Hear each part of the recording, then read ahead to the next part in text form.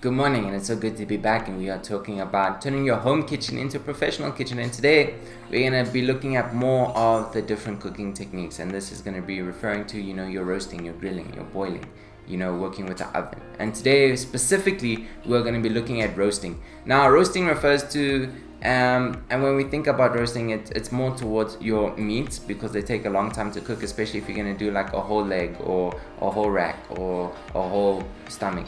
It's stuff like that that really takes time to cook, and you want to break it down nicely, and you also want it to be soft and tender, and you don't want it to be really tough and chewy. And the best thing about roasting is that you can do it anywhere. Roasting doesn't mean you have to do it in the oven. You could put it in a bed of coals. You could do it in those roasting pots. There's a lot of different ways you could do it. And you also get pot roasting, and you get split roasting, and you get spit roasting. And the best thing about it is roasting is something that we can control to the T.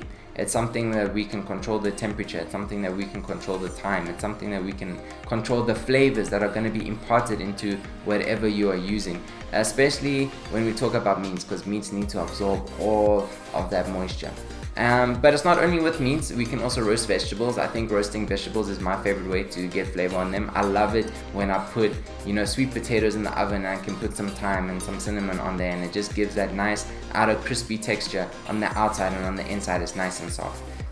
The reason why I would say roasting is better than deep frying or frying in a pan is I think that roasting really gives a deeper flavor, because when we think about cooking, it's all about layering your flavors, layering the different the aromas and the different herbs that you want to put inside.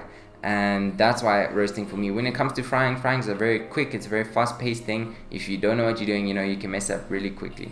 And it's a safe way to do it. If you need to cook, for the evening, you have to cook for the night, just pop something in the oven, wait for an hour, come back, and it should be good to go.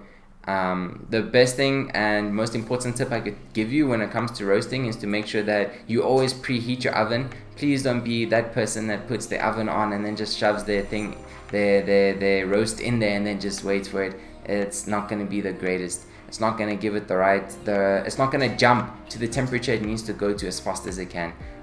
Remember your shape and size. The bigger item that you can use, the longer time, and don't be impatient when it comes to roasting. Make sure you give it enough moisture, enough flavor in there that it will soak everything up.